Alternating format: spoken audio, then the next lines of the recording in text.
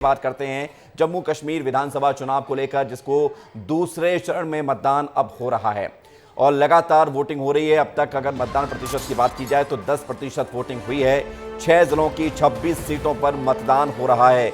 दूसरे चरण को लेकर 25 लाख मतदाता वोटिंग में हिस्सा ले रहे हैं। मैदान में कुल 239 उम्मीदवार हैं। 3,500 से ज्यादा मतदान केंद्र बनाए गए हैं। सुरक्षा के भी कड़े इंतजाम किए गए हैं। तो दूसरा चरण 26 सीटें, 239 उम्मीदवार, जिनकी किस्मत का फैसला जनता कर रही है।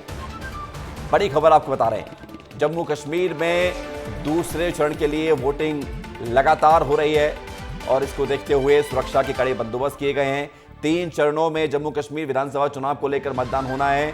आज दूसरा चरण है, इसके बाद एक चरण और बचेगा और फिर परिणाम जो 8 अक्टूबर को सामने आने जा रहा है।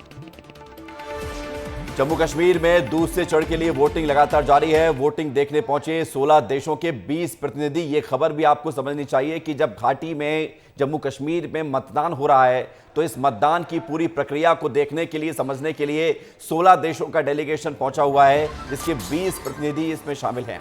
इस दौरे पर पूर्व सीएम उमर अब्दुल्ला ने आपत्ति भी जताई है कि आखिर क्यों दूसरे देशों के लोग जम्मू कश्मीर के चुनाव को देखने के लिए आ रहे हैं। उमर अब्दुल्ला को इससे आपत्ति है।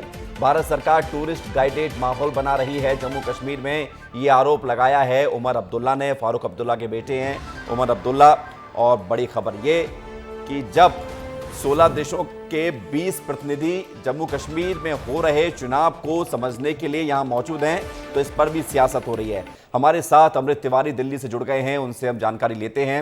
अमृत, 16 देशों का डेलीगेशन इस चुनाव को देखने के लिए आया है। उमर अब्दुल्ला इस बात से खफा हैं कि क्या ये टूरिस्ट प्लेस बना दिया गया है सरकार की तरफ से। दूसरा ये कि घाटी में दूसरे चरण को लेकर मतदान की क्या खबर मिल रही है आपके पास, बताइए।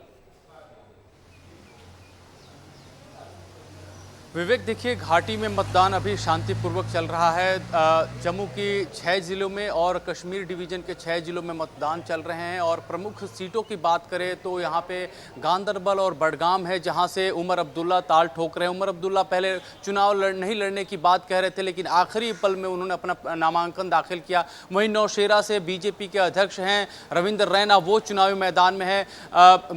वैष्णो देवी की सीट थी, यहाँ पे काफ़ी गहमा गहमी बीजेपी के अंदर खाते में रही थी। यहां से बलदेव शर्मा चुनाव लड़ रहे हैं, जबकि यहां पहले टिकट रोहित को दिया गया था, लेकिन उनका टिकट काट के बलदेव शर्मा को दिया गया। तो ये सारी चीजें देखेंगे तो जो एक विरोध का स्वर हो, चाहे किसी को अपने दबदबा कायम करने का जो है एक जज्बा हो, वो सारा का सारा इस फेज में दिखाई देने वाला है। इंजीनियर राशिद जो एक बहुत बड़े की फैक्टर बताए जा रहे थे अभी तक, वो उमर अब्दुल्ला के ही इस इलाकों में ज्यादा सक्रिय दिखाई दे रहे हैं। तो ये अभी तक का समीकरण है। जो बात आप कह रहे थे डेलीगेशन को लेकर के, विदेशी डेलीगेशन आया हुआ है, उसको लेकर के उमर अब्दुल्ला काफी हार्श अटैक करते हुए दिखाई दिए। उनका कहना था कि जब भारत के भीतर जो कश्मीर के मामले को लेकर के जब किसी दूसरे देश से प्रतिक्रिया आती है, कोई दूसरे देश का नुमाइंदा इस पे बोलता है, तो भारत सरकार कहती है कि हमारे आंतरिक मामले में कोई दूसरा दखल नहीं दे सकता है, या कौन होता है जो दूसरा दखल दे। लेकिन ऐसा क्या है कि जब चुनाव चल रहा है, वो लोकतंत्र का उत्सव चल रहा है, तो बाहरी देशों को बुला करके एक सर्टिफिकेशन कराया जा रहा है। उनका कहना था कि भारत सरकार ये क्रेडिट लेना चाहती है कि इस कश्मीर में जो चुनाव हो रहे हैं वो उनकी बदौलत हो रहे हैं, जबकि ये सही नहीं है। उनके अनुसार है कि ये जो यानी कि कुल मिलाकर सियासत लगातार जारी है, चुनाव चल रहे हैं, लेकिन एक एक फैसले पर सियासत हो रही है और यही लोकतंत्र की खूबसूरती भी कहा जाएगा। लेकिन इसको लेकर लोगों के मन में जो एक विचार पनपता है, वो लोगों के ऊपर छोड़ता है कि उन्हें क्या फैसला लेना है, जो भी घटनाक्रम चल रहा है। बहुत शुक्रिया आपका।